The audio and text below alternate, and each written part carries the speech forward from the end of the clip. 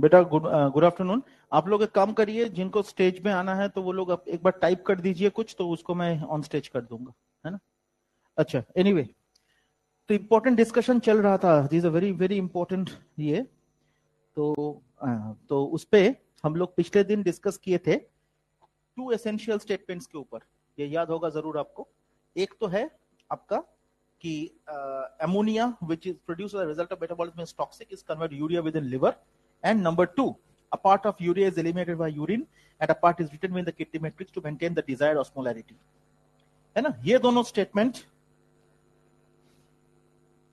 Statement एक है urea cycle और एक है यूरिया रिसाइकल। सो दोनों चीजों पे डिस्कशन। एक सेकंड, तो ये दोनों चीजों पे, हाँ एक सेकंड इफ़त बेटा कर लेते हैं। कैसे किया जाता है?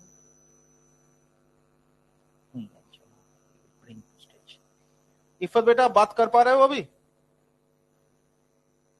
यस सर, हो गया न्यू। वाह वाह वाह, वेरी गुड। रुक जाओ एक सेकंड।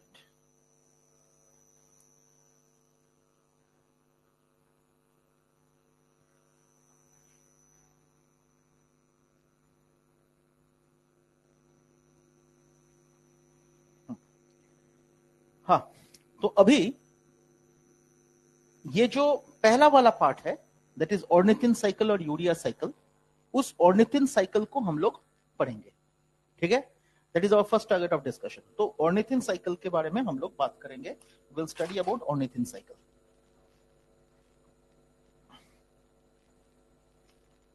तो ऑर्निथिन साइकिल, तो ये ऑर्निथिन साइकिल एक इंपॉर्टेंट चीज है माय डियर।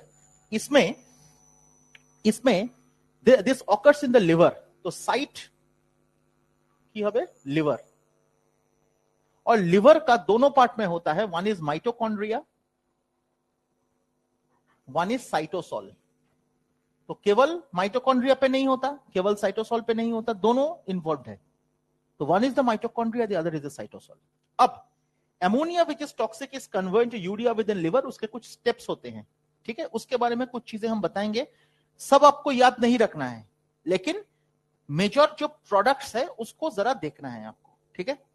तो देखिए, सबसे पहली बात तो यह है कि ammonia which is produced as a result of metabolism. अच्छा, और एक चीज, एमोनिया रिजल्ट ऑफ मेटाबॉलिज्म से कैसे आएगा, यह भी इंपॉर्टेंट है।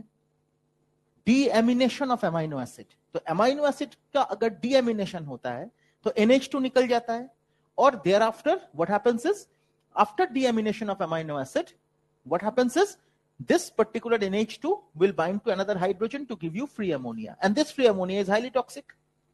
So deamination of amino acid will result in the formation of ammonia. इसीलिए लिखा है is produced as a product of metabolism. तो ammonia, what happens is, ammonia in presence of carbon dioxide and in presence of water, और इसका जो ये होगा enzyme का नाम होगा, ये आपको याद नहीं रखना है एंजाइम का नाम, लेकिन मैं लिखूंगा मैं लिखूंगा एंजाइम का नाम carbamoyl phosphate synthetase. Carbamoyl phosphate synthetase, है ना। एंड इसमें इस दौरान ATP will convert into ADP plus PI, ठीक है। And the product that is given, नाम से ही पता चल रहा है, product is carbamoyl phosphate. Carbamoyl phosphate, ठीक। Now this carbamoyl phosphate is completely utilised. This carbamoyl phosphate is completely utilized in the formation of ornithine. तो साइकिल का नाम है ornithine, तो ornithine will be the last product, और उसी से फिर शुरू होगा, तभी जाके उसका नाम साइकिल है। तो हम लिख रहे हैं ornithine, ठीक है। अब ये ornithine in presence of carbamoyl phosphate, है ना, अंडर द प्रेजेंस, ये इसका कंप्लीट यूटिलाइजेशन होता है, और एंजाइम का नाम है ornithine transcarbamylase. This will result in the formation of citrulline. तो ornithin in presence of an enzyme will convert to citrulline. Citrulline is a very important product. ठीक है, it's a very important product. और citrulline में, citrulline is a non proteinaceous amino acid. इसको हम लोग non proteinaceous amino, माने ऐसा एक, वो प्रोटीन जैसा बिहेव नहीं करता लेकिन उसमें अमाइनो एसिड है. ये एक फेमस क्वेश्चन है, आजकल ये पूछा नहीं जाता लेकिन ये फेमस क्वेश्चन में आता है माय डियर, है नॉन प्रोटीनेशियस अमाइनो एसिड. अब क्या है सिट्रुलिन? एक एंजाइम आता है बेटा आर्जिनिनो सक्सिनेट, आर्जिनिनो सक्सिनेट सिंथेटेज. तो नाम से ही आप सिंथेटेज, तो नाम से ही आपको पता चल रहा है प्रोडक्ट होगा आर्जिनिनो सक्सिनेट, क्योंकि सिंथेटेज है. और इसमें होता है ATP will convert into AMP plus PPI, क्योंकि एक फॉस्फेट देखो मोनोफॉस्फेट है ना ये, तो एक फॉस्फेट ज्यादा है तो पीपीआई. अब arginino succinate synthetase under the presence of the enzyme arginino succinate lyase, arginino succinate lyase, lyase तो समझ में आता ही है आपको, है ना, विदाउट ब्रेकिंग डबल बॉन्ड्स, याद है ना, एंड द रिंग, उसका प्रोडक्ट है आर्जिनिन. आर्जिनिन क्या है? अमाइनो एसिड है, प्रोडक्ट इज आर्जिनिन. अब arginine in presence of the enzyme arginase, arginase, और इस दौरान water is converted into urea. This is the product. तो इट इज आर्जिनेज, है ना. तो in presence of this arginase, arginine converts into ornithine or water is converted into urea, and this urea happens to be the byproduct. This urea happens to be the byproduct. अब argininosuccinate, देखो metabolism का नियम है कि हर एक product किसी ना किसी के साथ रिलेटेड है. One cycle, the product of one cycle is related to another cycle. ये हम लोगों ने पढ़ा था, एम्फिबॉलिक पाथवे पढ़ा था. वेरी मच सिमिलरली हम लोग जब बायोमोलिक्यूल और एंजाइम के बीच वाला पार्ट पढ़ा था ना, 2 पेजेस है जो नया एनसीईआरटी से हटा दिया गया, लेकिन वो पढ़ना है हम लोगों को. मैंने पढ़ाया था बाकायदा आपको, उसमें भी लिखा हुआ था कि मेटाबॉलिक ट्रैफिक सिग्नल, याद है ना, एक कॉन्सेप्ट था. टर्नओवर एक कॉन्सेप्ट था. तो उस कंडीशन में टर्नओवर मतलब क्या? Ability of character of metabolism. ये one product is converted to another product and vice versa, and it will subdivide into further products, all biochemical products, biological products. So these words are there. इसका मतलब the product or the intermediates of one metabolic process is connected to another metabolic process. So एक intermediate दूसरे intermediate के साथ connected है. ये clear हो गया कॉन्सेप्ट. तो ये होता है very much in the same वे, वो हम लोग इधर विजुअलाइज करेंगे. आर्जिनिनोसक्सिनेट जो है ये कन्वर्ट हो जाता है इनटू फ्यूमरेट, फिर वो कन्वर्ट होता है इनटू मैलेट, फिर वो होता है इनटू ऑक्सैलोएसीटेट, है ना. तो ऑक्सैलोएसीटेट में वो कन्वर्ट हो जाता है, और यही ऑक्सैलोएसीटेट अल्टीमेटली, है ना, वो एस्पर्टेट बनवाता है. Aspartate, aspartic acid, whatever you say, and this will again get back to this. तो एक्टाजिनिश you see here, my dear students, अगर मैं इस पार्ट को कंसीडर करूं, this is the case of citric acid cycle. This is the intermediate part of citric acid cycle. और ये जो part को मैंने कंसीडर करा, इसमें ध्यान दीजिएगा, ये जो पार्ट है एंड ये जो पार्ट है, दोनों अलग है, so this occurs in the cytosol. इसका जो साइट है, this occurs in the cytosol, and this part occurs in the mitochondria.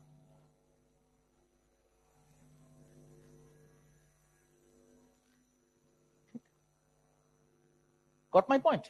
तो ये जो, और ये साइट्रिक एसिड साइकिल कहां हो रहा है? This is occurring in the mitochondria.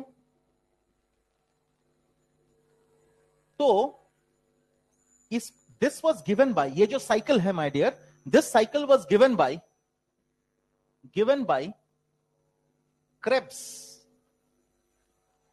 Krebs and Hanslitt. इसको कहते हैं Krebs Hanslitt ornithine cycle. So it was given by Krebs and Hanslitt. Krebs अलग बंदा है, Hanslitt अलग बंदा है. So it is Krebs Hanslitt ornithine cycle, है ना? So it was given by Krebs and Hanslitt both. Clear? तो यही है. अब इसमें देखो, since the urea cycle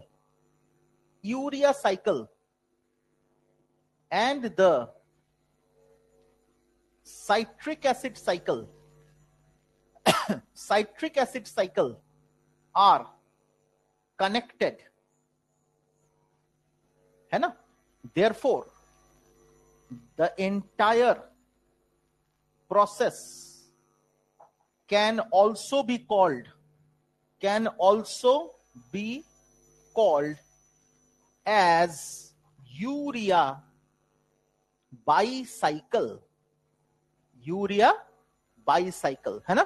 So since urea cycle, जिसको आप ornithine cycle कह रहे हो, and Krebs cycle, जिसको आप citric acid cycle या तो TCA cycle कहते हो, दोनों connected है, therefore we call it urea bicycle. Got it? This is all about. अब ये मैंने क्यों पढ़ाया?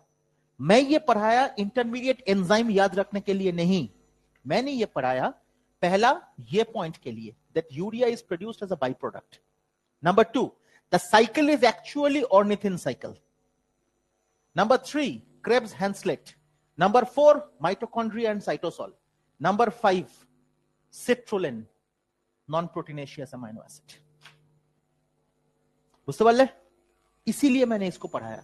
और ये जो है, this justifies the statement of NCERT that ammonia which is produced as a product of metabolism is converted into urea within liver. तो यही हम लोगों ने पढ़ा इधर. ठीक है? सेकेंड सेंटेंस जो है उसको समझने में टाइम लगेगा, वो हम समझाएंगे, डोंट वरी. उसके लिए तो बात करेंगे, वो तो बहुत बड़ी बात है, तो सब करेंगे, डोंट वरी. क्लियर? इसको लेके किसी के मन में कोई भी शंका बताइए मुझे. Is it okay my dear? ठीक. तो this is one part of it. ठीक है. अब हम लोग सेकेंड पार्ट के बारे में पढ़ेंगे, जो पेज नंबर 290 अगर आप देखोगे तो पेज नंबर 291 में जाओगे तो नेक्स्ट पेज में अगर आप जाओगे, एनसीईआरटी কোথায়? এসছিস কেন ক্লাসে?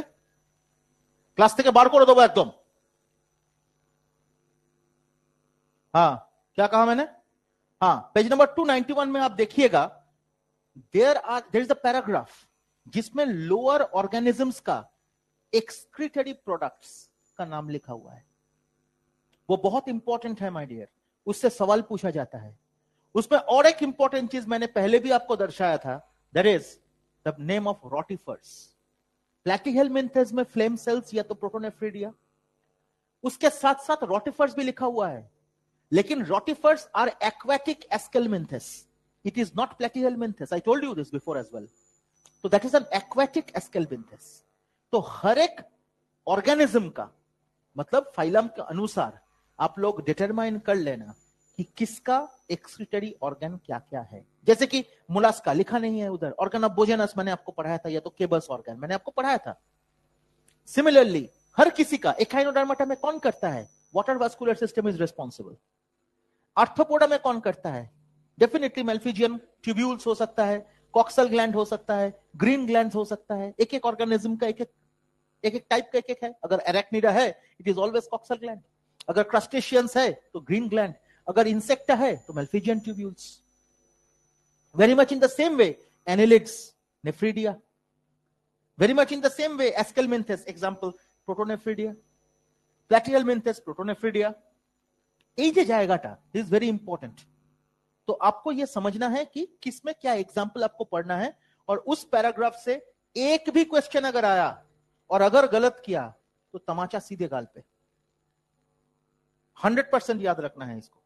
समझ में आ गया? जैसे पहले पेज नंबर 290 का जो डिस्कशन है उसमें examples of ammonotelic, ureotelic, uricotelic is there. Very much in the same way इस पे भी आपको याद रखना पड़ेगा माय डियर. जैसे मैंने आपको बताया, हर एक पॉइंट पे चर्चा कीजिएगा. क्लियर? अब हम लोग अगर नेक्स्ट पार्ट पे जाएंगे, उस पार्ट पे हम लोगों का डिस्कशन है किडनी के बारे में, क्योंकि मेजर एक्सक्रीटरी ऑर्गन जो है वो किडनीज है। सो अ पेयर ऑफ किडनीज। तो मुझे किडनी के बारे में कुछ चीजें बताना है विच इज इंपॉर्टेंट, वो करना ही है। देखो और एक चीज बताते हैं, अगर कुछ स्ट्रक्चर का कलर पूछा गया नीट में, दो ही क्वेश्चन हो सकता है कलर के बारे में। एक किडनी का कलर जो लिखा हुआ है that is reddish brown, second blackish red, dark red और ब्लैकिश ब्राउन, सॉरी क्या है, ootheca, ootheca of cockroach, page number 114 volume 1। Ootheca of cockroach, उसका जो कलर था वो पूछा जा सकता है। अगर कलर से सवाल पूछा जाएगा तो यही दोनों मोस्ट प्रोबेबल कलर्स होता है माय डियर, याद रखना।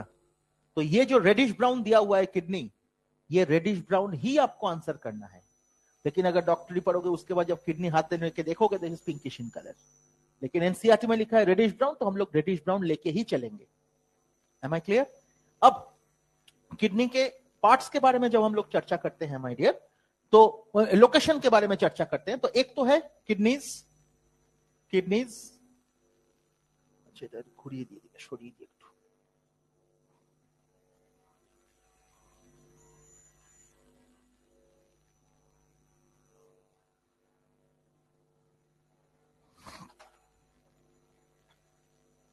तो किडनीज अब रेडिश ब्राउन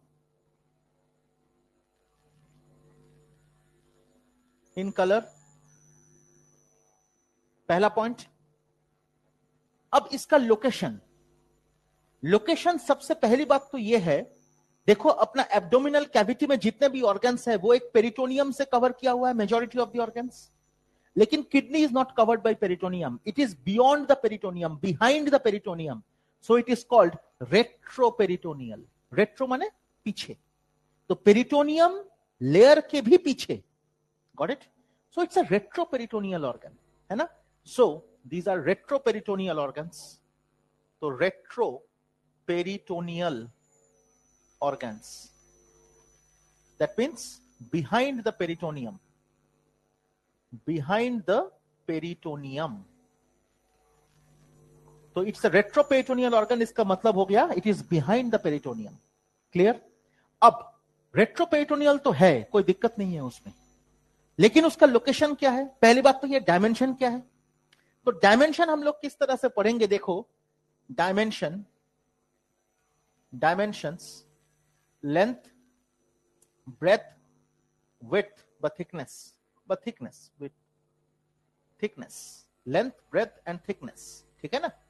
अब इसको अगर इस तरह से पढ़ोगे 1 2 3 4 5 एंड 6 इंच, एनसीईआरटी का वैल्यू है इन सेंटीमीटर, इसको 2.5 से अप्रोक्सीमेटली मल्टीप्लाई करोगे तो it will come in centimetre. तो लेंथ का वैल्यू कितना दिया हुआ है एनसीईआरटी में? लेंथ है 10 से लेके 12 सेंटीमीटर, अच्छी बात है। ब्रेथ का वैल्यू क्या दिया है? 5 to 7 सेंटीमीटर, और इसका क्या दिया हुआ है?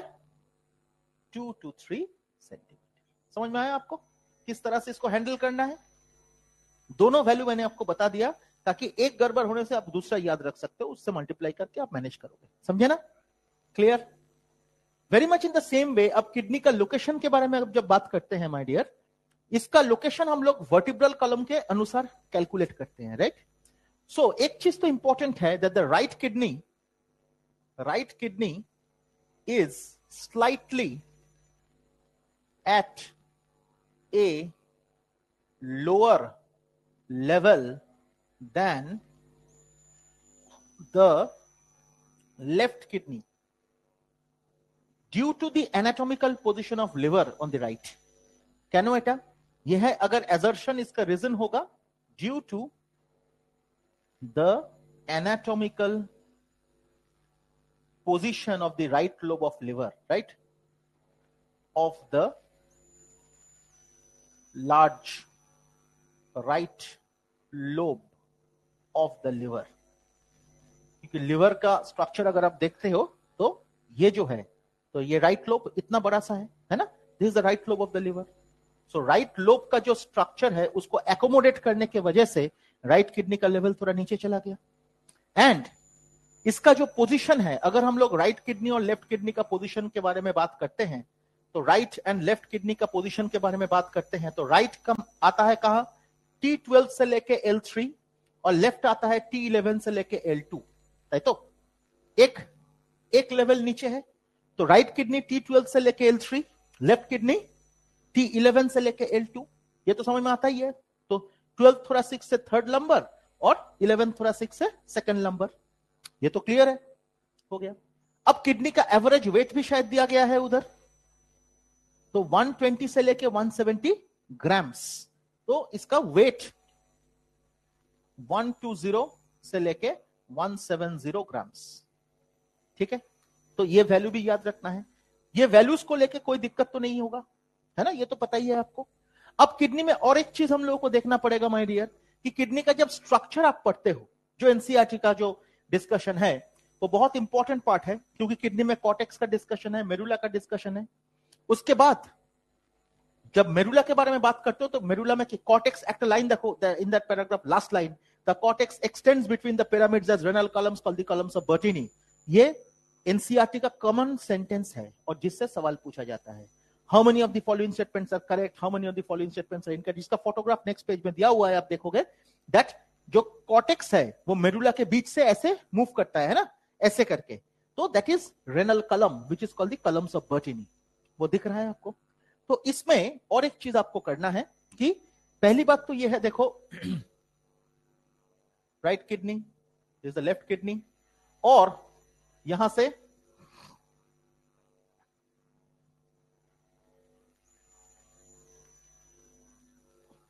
these are the medullary pyramids, है ना, रेनल पिरामिड्स। और एक तरफ ये पिरामिड्स तो हो गया। इसके बाद देखोगे माइनर कैलिसेस है, छोटा छोटा माइनर कैलिसेस है, minor folds, and minor calyces ultimately converge to form a major calyx. ये माइनर कैलिसेस होके मेजर कैलिक्स होता है, और this region is the region of the hilum. तो इसको अगर आप सोचोगे,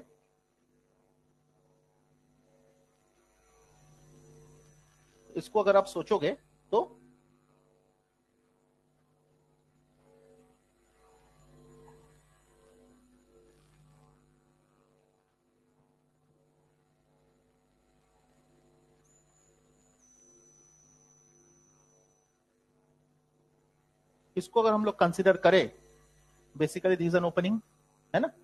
अब इस पे देखिए, ये जो रीजन है,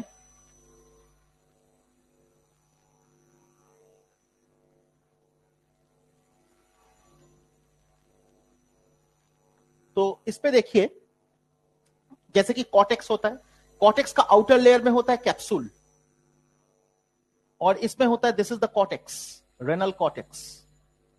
ये तो आपको पता ही है।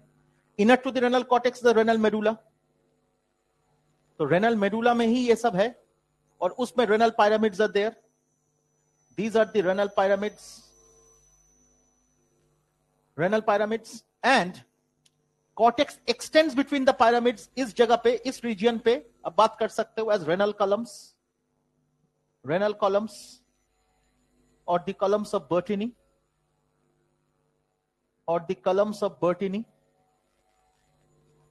है ना, हो गया। अब इससे देखिए, ये जो रीजन है, this region is called the renal pelvis. ये जो पार्ट है इसको हम लोग कहते हैं रेनल पेल्विस। और एक इंपॉर्टेंट है, these are called the minor calyces which unite to form the major calyces. ठीक, माइनर कैलिक्स से मेजर कैलिक्स होगा। अब इस ये जगह से क्वेश्चन क्या पूछा जाएगा, बड़ा जबरदस्त क्वेश्चन है। एक तो कॉलम्स ऑफ बर्टिनी हो गया, and the individual renal pyramids are also connected by the duct of Bellini, जो एनसीईआरटी में नहीं है। The renal pyramids are also connected, renal pyramids अंदर से अंदर एक कनेक्शन होता है बेटा, so that is the duct of Bellini. So एक तो हो गया आपका कॉलम ऑफ बर्टिनी जो एनसीईआरटी में है, और एक मैंने आपको बताया डक्ट ऑफ बेलिनी। ठीक, और the position from where the Actually, it's a part of the renal pelvis only. Renal pelvis to get to borrow kore di. It's a part of the renal pelvis only. So this position from which the ureter originate, that is called the hilum of the kidney. Hilum of kidney. What is hilum of kidney? The point at which, the point from which the ureters originate. है ना? That is called the hilum of the kidney. The point from which the ureters originate is called the hilum of the kidney. ये भी हो गया. अब जरा देखिए my dear, this is the ureter, ये सब तो कॉमन चीजें हैं. तो अगर आपसे पूछा गया the route of flow of urine, अगर आपसे पूछा गया the route of flow of urine, तो उसका आंसर क्या होगा? ये बड़ा जबरदस्त क्वेश्चन और एनसीईआरटी काबिले तारीफ, एनसीईआरटी उसको लिखा भी है. हम लोग देख नहीं पाते, वो हम लोगों का प्रॉब्लम है, लेकिन एनसीईआरटी लिख रहा है उसको. कहां लिख रहा है? अब देखिए पेज नंबर 293, नतून बोईते कत पता बोलते पाबो ना, तो 293 सेकंड लास्ट पैराग्राफ आप जाइए, तो सेकंड लास्ट पैराग्राफ में आप देखो, एक लास्ट सेंटेंस पढ़िए.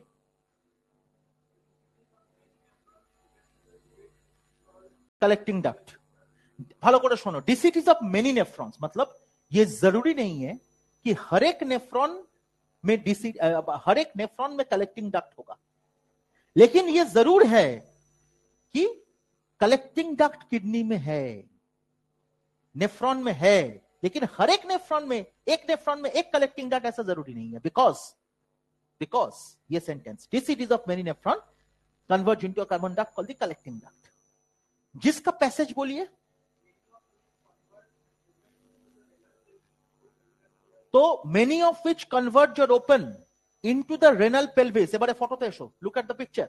Into the renal pelvis through the pyramids into the calyces. देखो लिखा है थ्रू द पिरामिड्स. इसका मतलब बोर्ड में, इसका मतलब जब ये कलेक्टिंग डक्ट से निकलेगा तो पहले आएगा पिरामिड में, उसके बाद आएगा माइनर कैलिसेस में, उसके बाद आएगा मेजर कैलिक्स में, उसके बाद आएगा रेनल पेल्विस में, उसके बाद आएगा हाइलम में, उसके बाद आएगा यूरेटर में.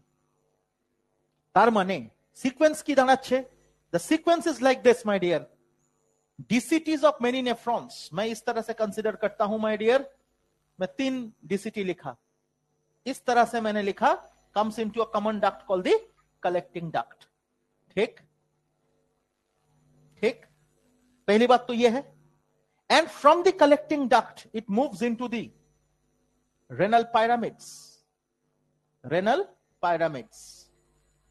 From the renal pyramids, it comes into the minor calyces. From the minor calyces, it goes into the major calyces. From the major calyces, it moves into the renal pelvis. From the renal pelvis, it moves into the hilum. And from the hilum, into the ureters. बाकी तो आपको पता ही है, urethra and finally outside.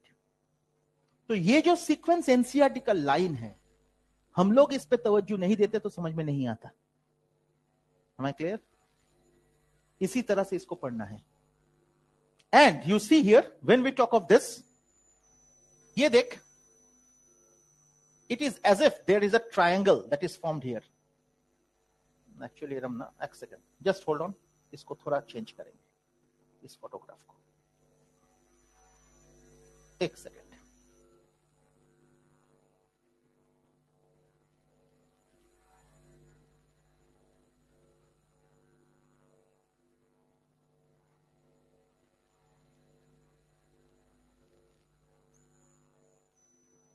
This is the bladder, and it is as if, ভালো করে দেখো, there is an inverted triangle that has been framed here. দেখো, দেখতে পাচ্ছ?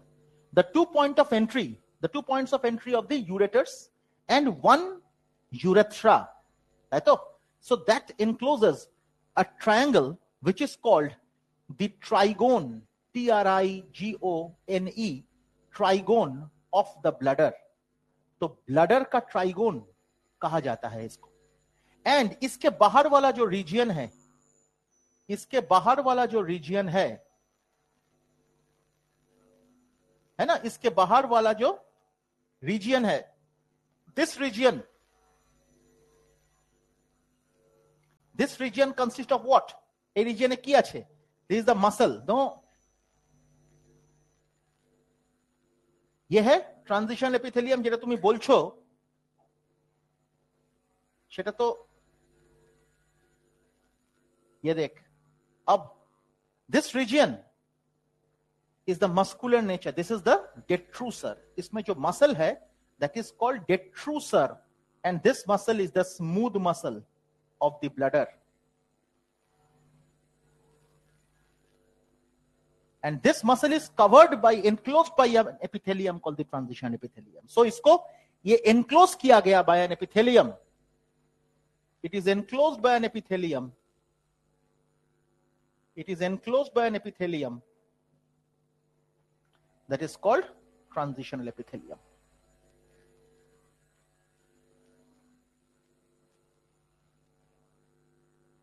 transitional epithelium।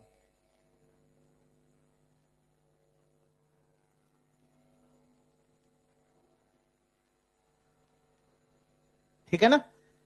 एंड वो जो ट्राइगोन ऑफ द ब्लडर मैंने दिखाया, that is the region where urine is stored. बुझते बच्चों? अब ये डिस्कशन जो मैंने करा, इसको लेके किसी के मन में कोई भी दुविधा? And here goes the renal artery and the renal vein. इस पे रेनल आर्टरी और renal vein, so this is the renal artery and here goes the renal vein, है ना? ठीक, बुझते पेरेছি? तो ये जो 293, 92 और 93 का डिस्कशन है, इस पे कोई दिक्कत नहीं है किसी को? Done?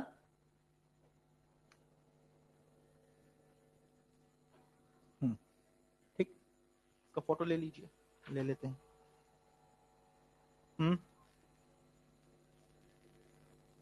Minor calyx ultimately converge into major calyces.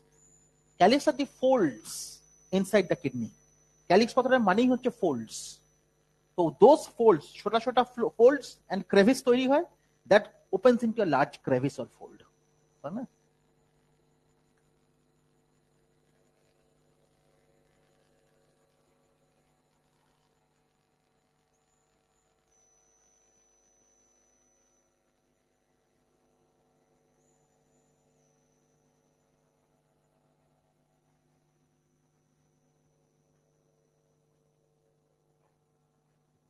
detrusor,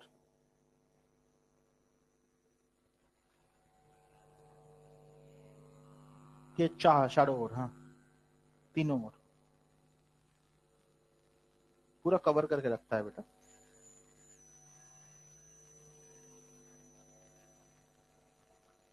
पढ़ा?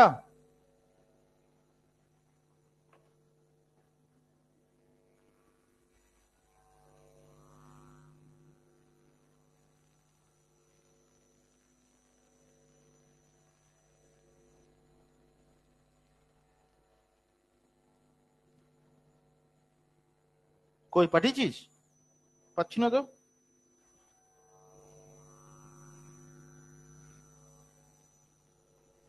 আমার নেট নেই, অন নেই।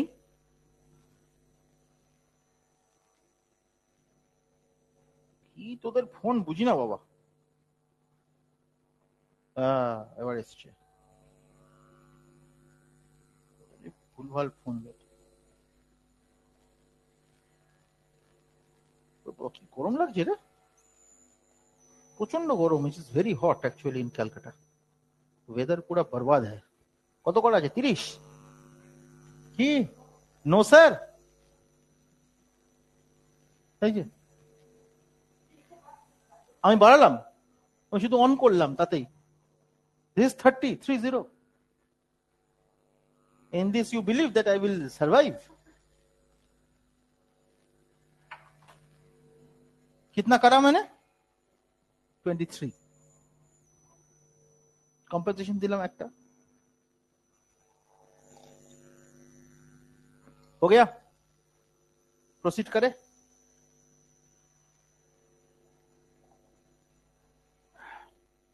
प्रोसीड करें? कल क्या हुआ क्लास में? कंप्लीट हो गया ना?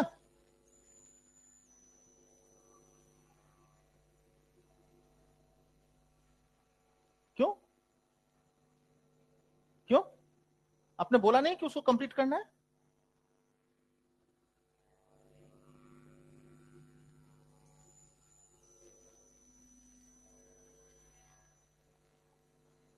कल स्टूडेंट थे? चलो ठीक है, तो मैंने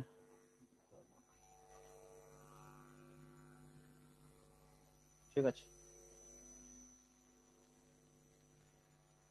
अभी आपका 2 चैप्टर ओपन है, इसका मतलब ठीक है, कोई दिक्कत नहीं।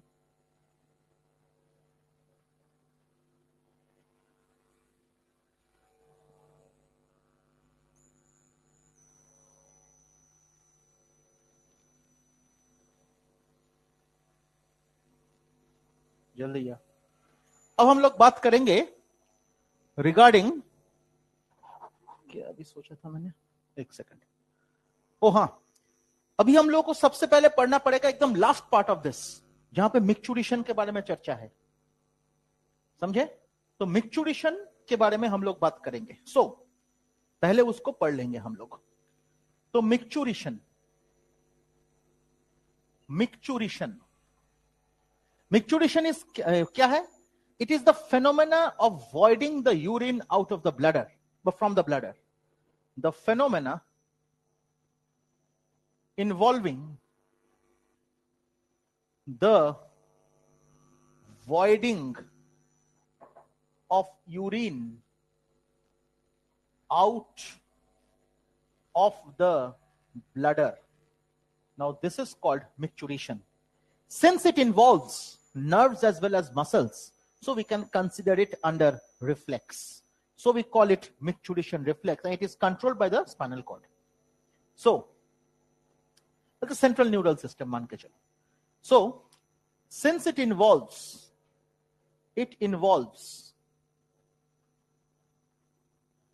the muscles and nerves, therefore it is called a reflex, and most importantly controlled by the spinal cord. Controlled by the spinal cord. ठीक है? अब मिक्चुरेशन, एक बार वो पैराग्राफ पढ़ो।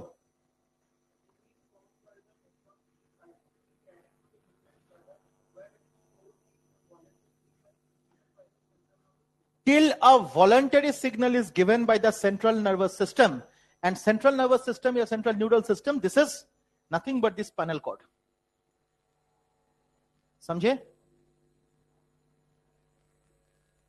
So it is temporarily stored in the bladder till a voluntary signal is occurred. So micturition is a voluntary phenomena. It is, ये बहुत important question है, is a voluntary phenomena. अब एक चीज देखिए माय डियर स्टूडेंट्स, एक चीज देखिए, this is called the internal urethral opening or meatus, and this one is called the external urethral opening or meatus. ठीक? तो एक है एक्सटर्नल, एक है इंटरनल। अभी पढ़िए।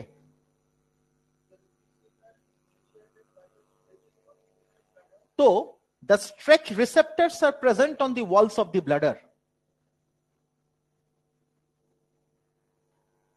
These are the stretch receptors which are present on the walls of the bladder.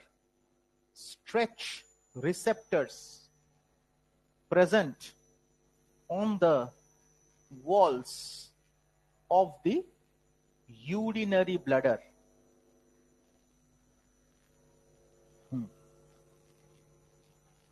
चलो,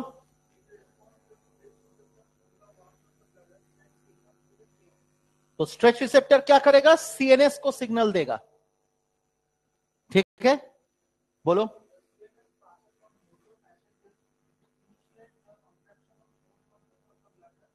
तो मोटर सिग्नल देगा किसको, to initiate the contraction of the smooth muscle, माने detrusor, contraction of the detrusor muscle, detrusor muscle of the bladder, बोलो। तो contraction अगर ये होगा, इसका होगा, तो इस यूरेथ्रल मीएटस ओपनिंग का क्या होगा, रिलैक्सेशन होगा, इसका भी रिलैक्सेशन होगा, तभी यूरिन आएगा।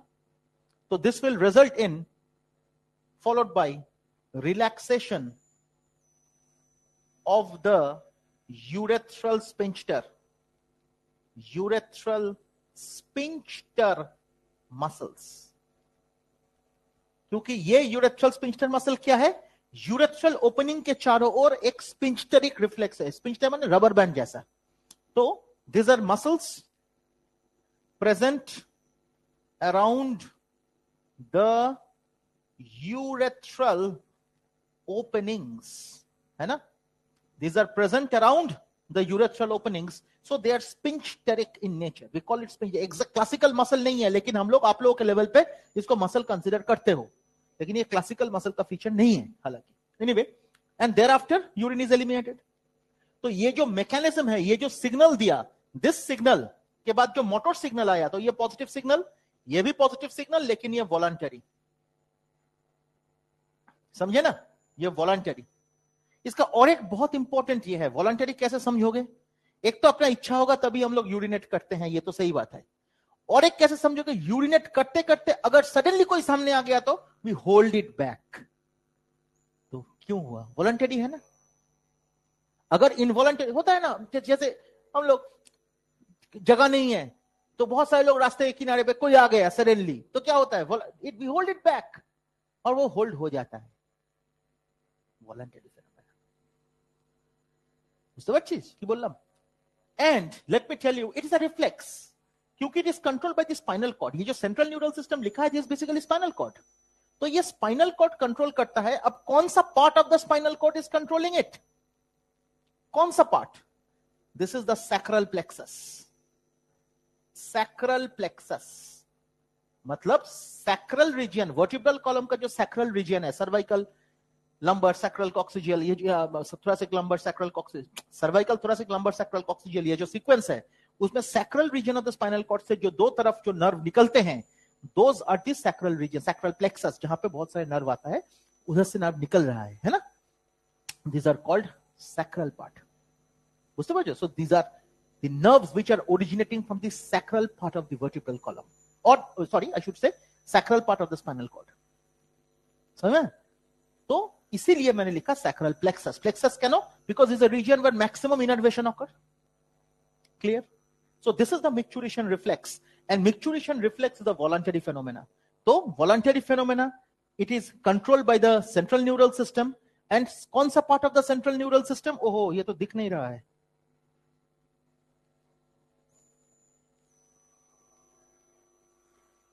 ये लोग ज्वाइन होके क्या हो गया, ये तो बोला ही नहीं कुछ मुझे।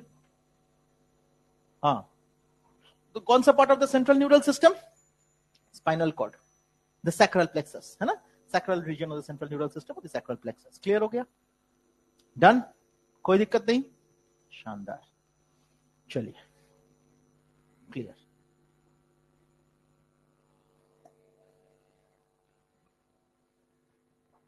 इसको इरेज करें, अच्छा नहीं इरेज नहीं, ये हो गया। अब हाँ, इसको इरेज करना पड़ेगा क्योंकि एक कॉन्सेप्ट सिखाना पड़ेगा मुझे अभी, ठीक है। This is done, micturition reflex वाला पार्ट क्लोज कर दिया हमने। अब हम लोग बात करेंगे, अगेन बैक करके आ जाएंगे पेज नंबर 292 पे, है ना, उस पे आ जाएंगे और उस पे हम लोग कुछ डिस्कशंस करेंगे। आगे पता जा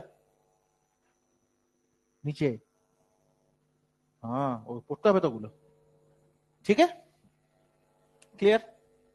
अब हम लोग पढ़ेंगे नेफ्रॉन के बारे में, वो भी कई इंपॉर्टेंट, बहुत ही इंपॉर्टेंट है।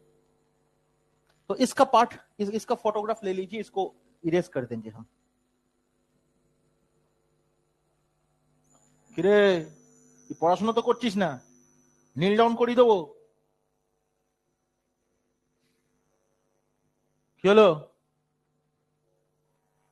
কোন বইয়ে লেখা আছে তুই পড়াশোনা করছিস?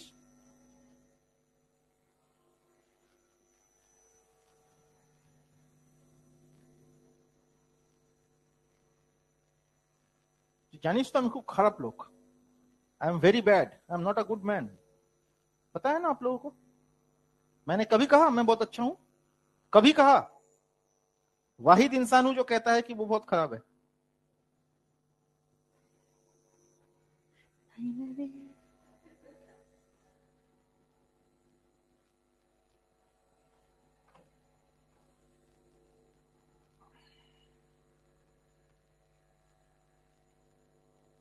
इसको इरेज करते हैं फिर।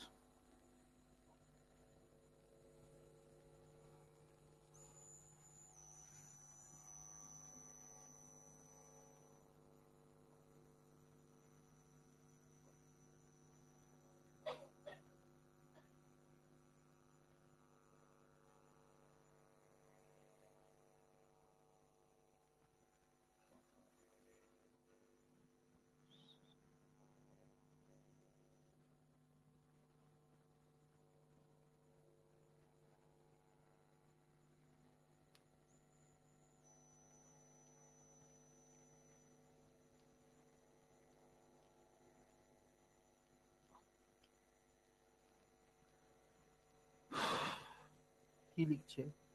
Repeat Dr. Bellini question. The connection with the Dr. Bellini connects the renal pyramids. Connects the renal pyramids. Because all are interconnected in one way or the other. अब हम लोग बात करेंगे नेफ्रॉन्स के बारे में my dear. Total number of nephrons NCERT में क्या लिखा है? 1 million in each kidney. 1 million कितना? पहले लिखा है ना, ईच किडनी है 1 मिलियन। तो तुम 1 मिलियन बोल रहे क्या ना बाबा? Each kidney, be specific in your answer. तो total number of kidney nephrons are approximately 2 million. ठीक? सो नेफ्रॉन्स, नेफ्रॉन्स का नेफ्रॉन, इसका डेफिनेशन क्या है? ये बहुत इंपॉर्टेंट एक कॉन्सेप्ट है माय डियर। नेफ्रॉन का डेफिनेशन क्या है? एनसीईआरटी लिख रहा है it is a functional unit of kidney, not the structural unit. Nephron is the functional unit of kidney, not the anatomical unit. जेने रखो। Am I clear? मसल में muscle cell is the structural unit, sarcomere is the functional unit. Clear? Neurons structural and functional. ये difference समझ में आना चाहिए। और ये गलती अगर होगा, ये गलती का कोई माफ नहीं है।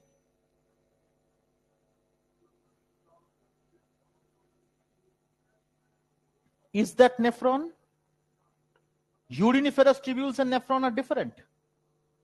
फ्रॉगेर क्षेत्र फ्रॉग का किडनी मतलब uriniferous tubules. Kidneys are made up of uriniferous tube. इधर केवल नेफ्रॉन से बना नहीं है। ठीक?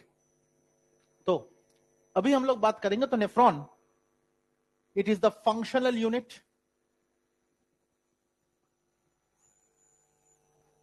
Functional unit of the kidneys. ये एक part. Second number 1 million approximate value है, 1 मिलियन पर किडनी। याद रखना, per kidney. Next, what is the function of nephron? हम लोगों के लिए बहुत, before we get into anything we have to understand what is the function of nephron. अगर ये हम लोगों को समझ में आ गया, मानो कि ये चैप्टर ही समझ में आ गया। किसी को फंक्शन ऑफ नेफ्रॉन बोलो, फंक्शन ऑफ नेफ्रॉन क्या है?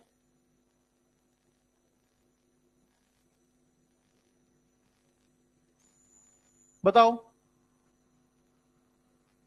फिल्ट्रेशन। तुम्हारा यूरिन प्रोडक्शन, तुम्हारा फिल्ट्रेशन। आप इसी में घूम फिर रहे हो आप लोग, और अज्ञात व्यक्ति ऐसा ही करता है।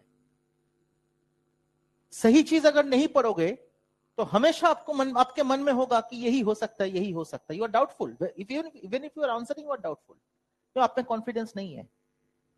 अब मैं जब बताऊंगा आपको समझ में अगर यही तो है, फिर डाउट नहीं। अगर आप सच में घी खाते हो ना, ओरिजिनल दूध से बना हुआ घी, तो आपको बताना नहीं पड़ता कि ओरिजिनल है, वो टेस्ट से ही पता चल जाता है। नहीं तो दुकान से खरीदोगे तो ओरिजिनल घी लिखा रहेगा। चल, नेफ्रॉन, ये क्या है? किडनी। ठीक,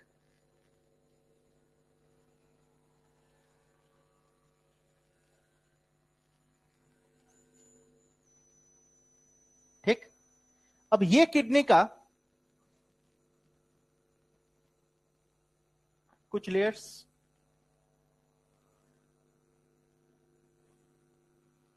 किडनी का कुछ लेवल हम लोगों ने पढ़ा, ठीक है। Regions of the kidney, this is called the interstitium or the matrix. So this is the outer cortex, but there is the cortex, outer छोड़ दो, there is the cortex, ठीक। This is the outer medulla, outer medulla, ये একটা এল না medulla, हाँ দুটো এল, double L না, sorry. This is the inner medulla, this is the inner medulla, and this is the papillary region, which is the innermost part of the medulla. This is the papillary region. NCERT में इसको उस तरह से उसने दिखाया नहीं, लेकिन inner medulla का दो पार्ट सेग्रीगेशन करा है, लेकिन लिखा नहीं उसका नाम क्या है। मैंने लिखा that is called the papillary region और द इनरमोस्ट मेडुला।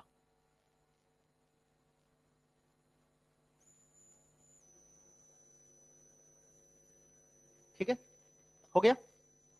अब जरा देखिए, when you are going through this entire region, ये जो रीजन है, दिस इज द मैट्रिक्स और the interstitium. This is the matrix of the kidney, which is also called the interstitium.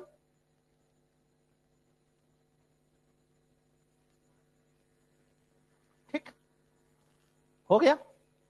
अब देखिए, इस मैट्रिक्स का हमेशा कॉन्सेंट्रेशन कांस्टेंट रहता है, मतलब ऑस्मोलैरिटी कांस्टेंट रहता है एट डिफरेंट रीजियंस। तो कॉर्टेक्स का ऑस्मोलैरिटी हमेशा 300 मिली ऑस्मोल्स रहता है,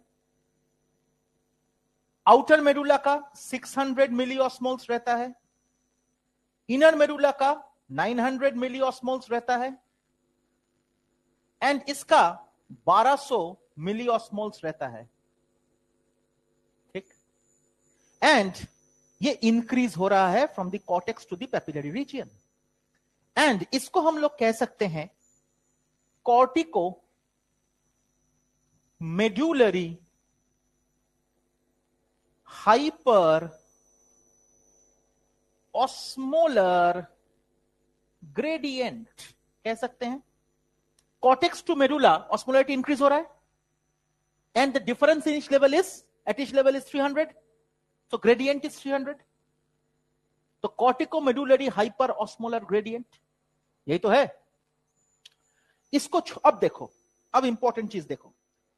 so let's go with the structure of the nephron. Kidney में नेफ्रॉन भी है, तो देख लीजिए, एक नेफ्रॉन का फोटो हम बनाते हैं। कैप्सूल, प्रॉक्सिमल ट्यूब्यूल नीचे आ रहा है,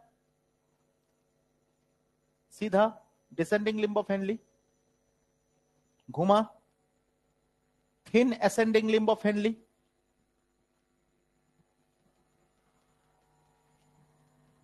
thick ascending limb of Henley, चल रहा है thick ascending limb of Henley,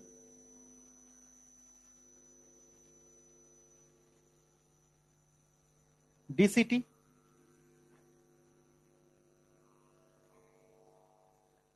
CT or DCT of many nephrons.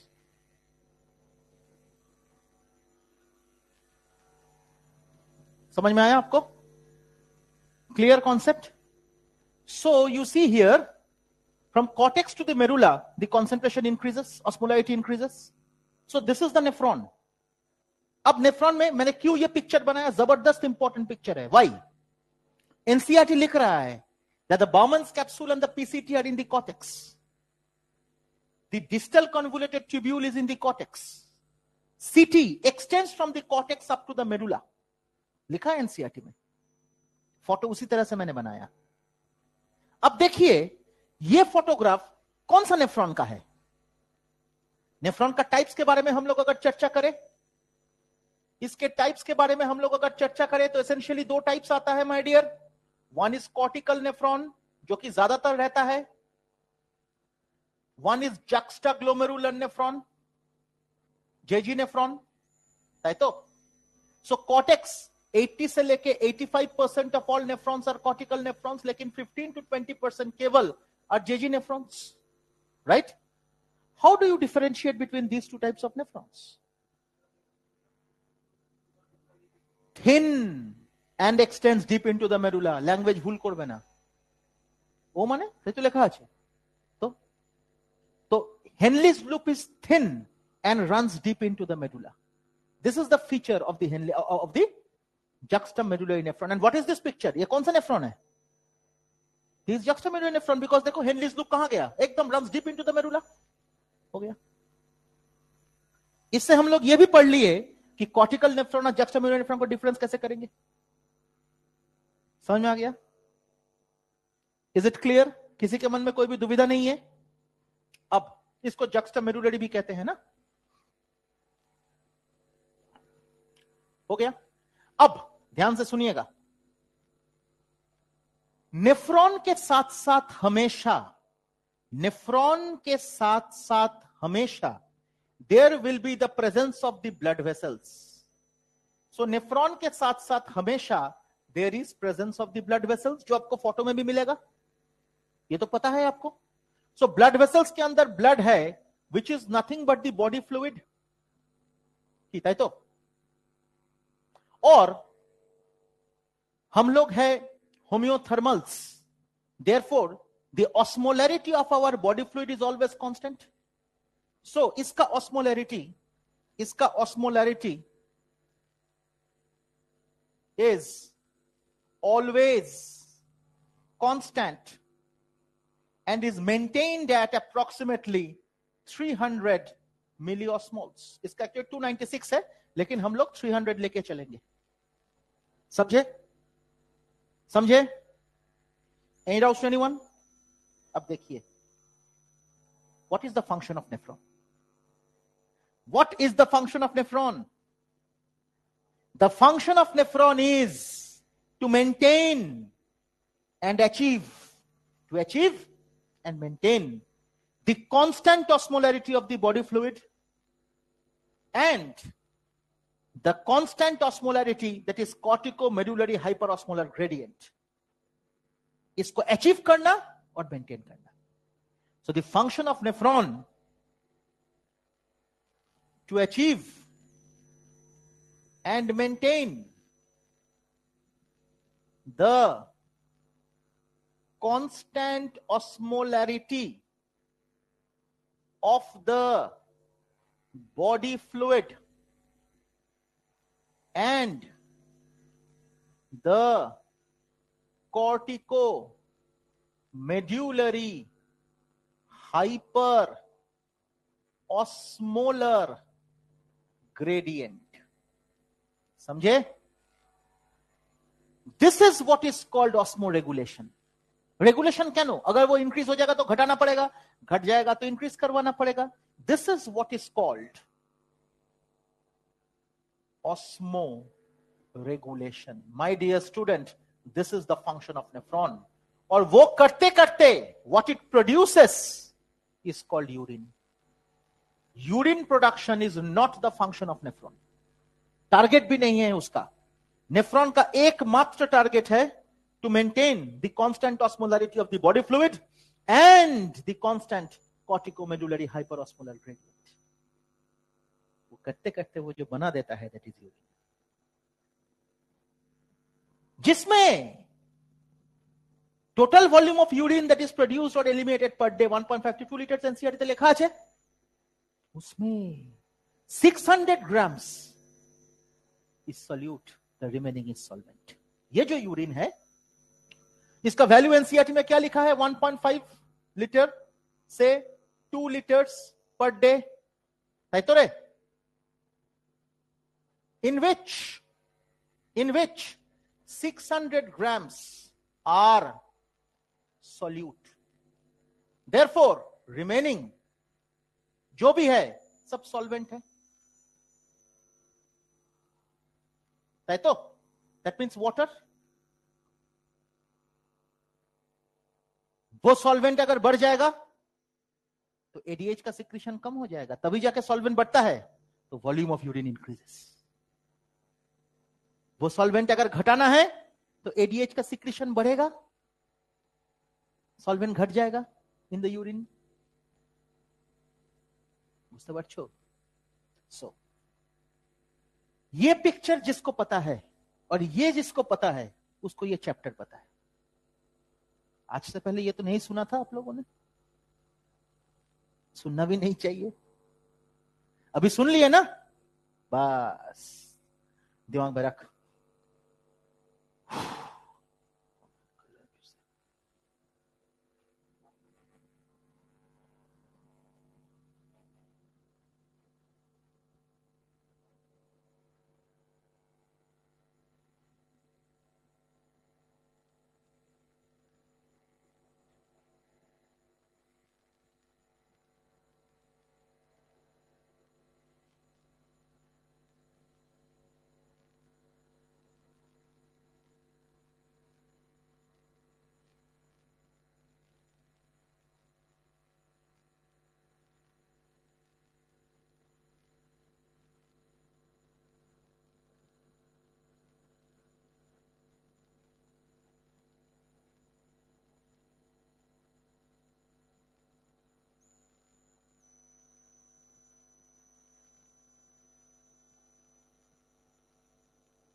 ও কটায় ফোন করবে?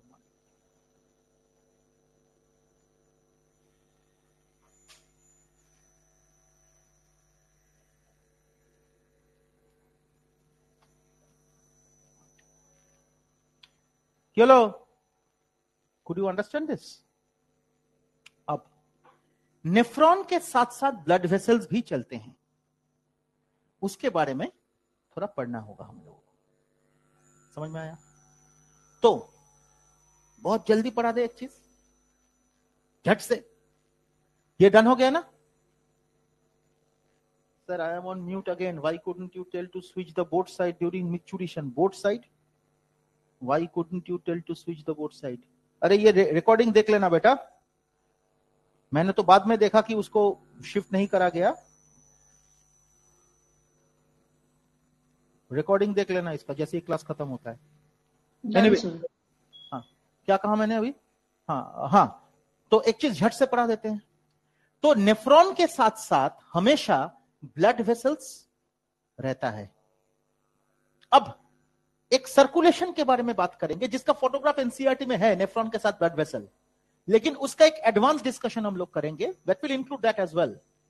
समझे? तो उसमें माय डियर हम लोग सर्कुलेशन करेंगे तो एकदम हार्ट से शुरू करेंगे. ठीक? आपको जितना याद रखना है वो मैं बता दूंगा, लेकिन इनकम्प्लीट नहीं करवाऊंगा. तो हार्ट से जब शुरू होता है माय डियर, तो dorsal aorta, abdominal artery,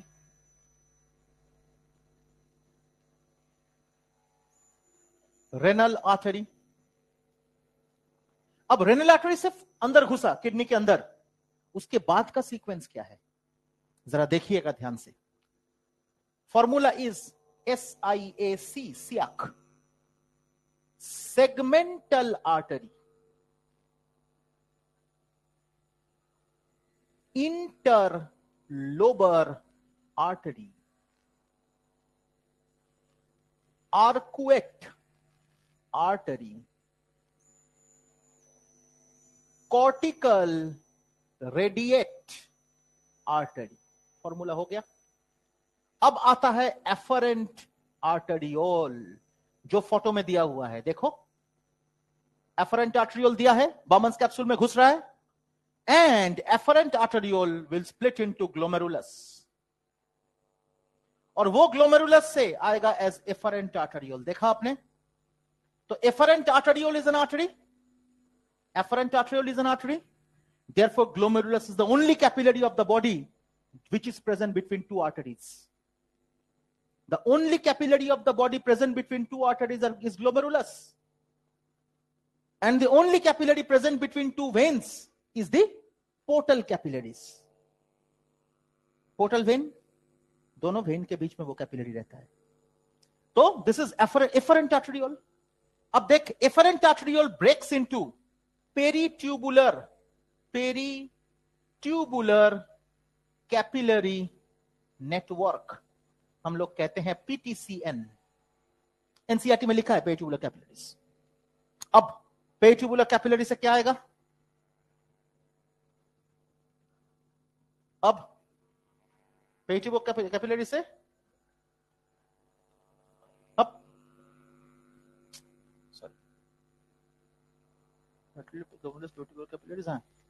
cortical radiate when. Capillary के बाद तो वेन आएगा, फिर आर्कुएट वेन, फिर इंटरलोबर वेन, फिर segmental when,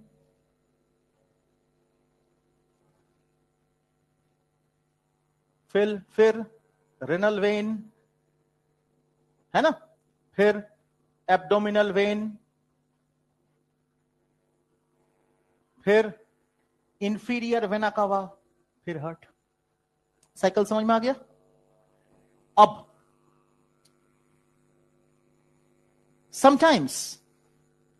sometimes efferent arteriole peritubular capillary में ब्रेक करने के बाद these peritubular capillaries give rise to thin long vessels which follow the course of loop of Henle. इसका मतलब they will run parallel to the loop of Henle called vasa recta.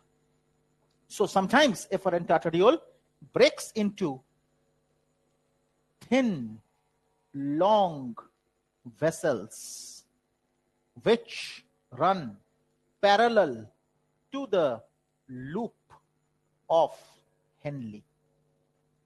ये एक point. दूसरा point, originate from the PTCN. ठीक ठीक. And तीसरा point, it is highly reduced और almost absent in cortical nephrons. It is highly reduced or almost absent in cortical nephrons. समझे? So, cortical nephron में ये almost 1% है, लेकिन मेजॉरली वासा रेक्टा का जो गेम है that is in juxtamedullary nephron. So, अब ये वासा रेक्टा ये क्या है? Entire thing is what? It is of वासा रेक्टा. ठीक? And this वासा रेक्टा होने के बाद फिर वो डिस्ट्रीब्यूट होके रेनल वेन होके निकल जाता है. So my dear, vasa recta is blood vessel and nephron is a tube. ठीक. एंड वासा रेक्टा का जो शेप एनसीईआरटी में लिखा गया है दैट इज यू, लेकिन हेनलीज लूप का जो शेप लिखा गया है दैट इज हेयर पिन. समझ में आया? So this is all about वासा रेक्टा. ये इंफॉर्मेशन, लेकिन एक इंफॉर्मेशन इधर नहीं है जो हम बाद में पढ़ाएंगे आपको. What is the function of वासा रेक्टा, ये लिखा नहीं है, वो हम आपको सिखाएंगे, डोंट वरी. लेकिन फिलहाल इतना तक, वासा रेक्टा तक. Am I clear? देख लीजिए, इसका फोटो लेके भेज देते हैं.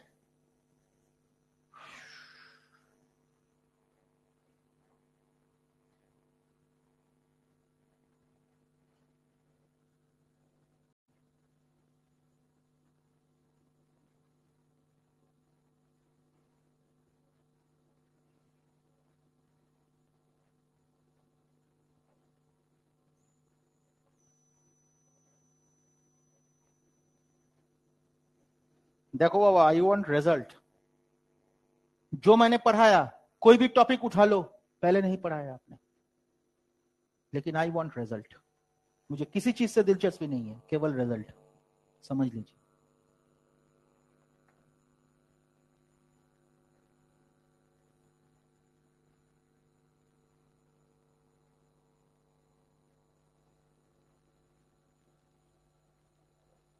चलो, थैंक यू।